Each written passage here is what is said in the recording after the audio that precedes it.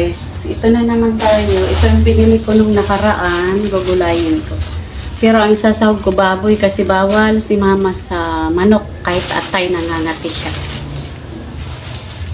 Samahan nyo ako magluto guys.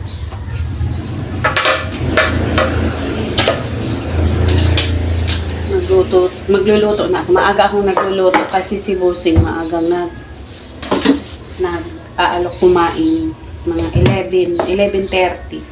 Mga 9 o'clock nagluluto na ako or hindi, mga 9 before 10 nagluluto na ako.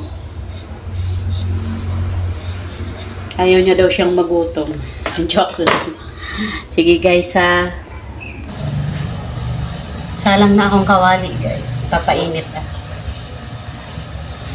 Nakita niyo yan? Mga gamit yan ni Bossing. Ayan. Diyan niya lang nilagay. So, magigisa tayo.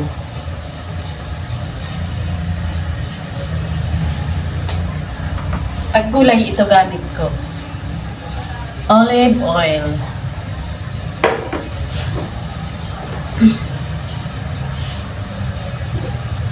Tipid lang.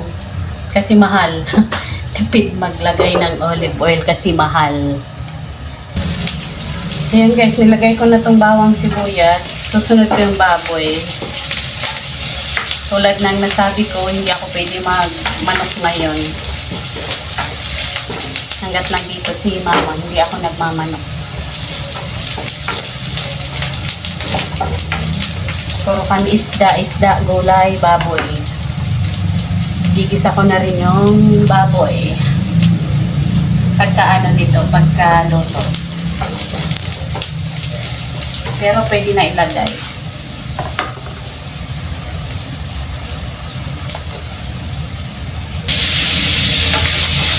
Kaya nailagay ko na guys yung baboy. Papa-brown ko yan.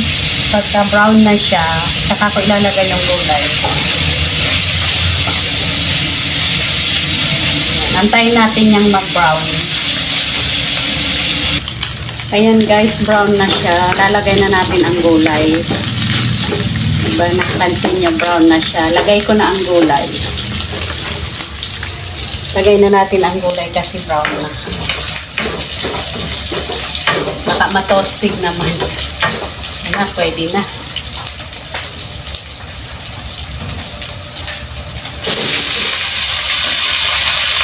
Hinugasan ko na din yan. Ay, suga. Ay, suga.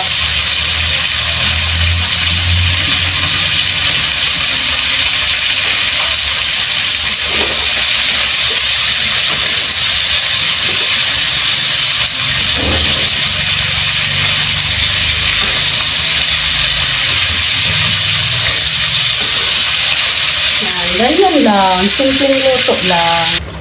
Ayan na guys. Ang ating gulay.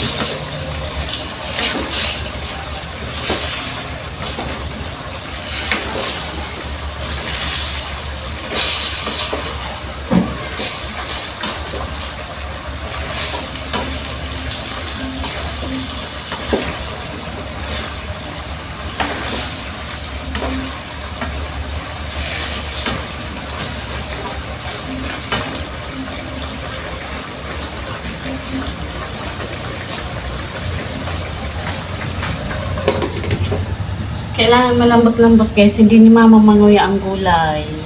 Papalambot-lambot din. Ayan guys, luto na siya. Lutong-luto talaga. So, tapos na ako. Maglilinis ako dito.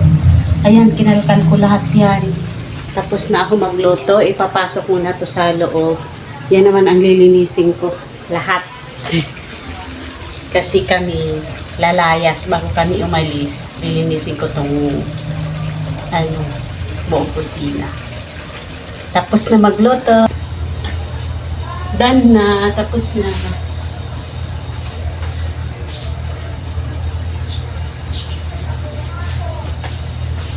Tapos na guys.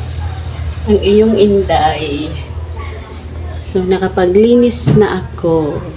pagkaluto ko naglinis ako. Ganyan naman talaga ginagawa ko tuwing magluluto ako.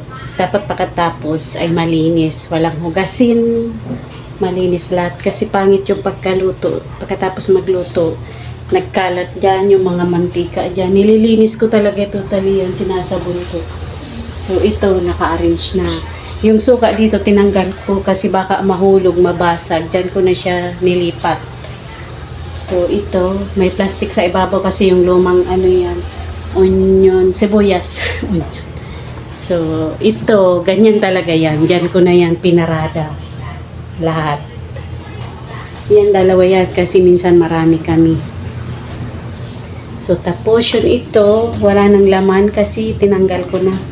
Hindi naman talaga iniistakan ng laman. Pagkahugas, tinatanggal agad. Ayan, tapos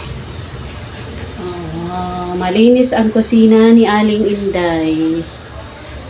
Tapos na. Thank you guys sa panunood. God bless all. Thank you.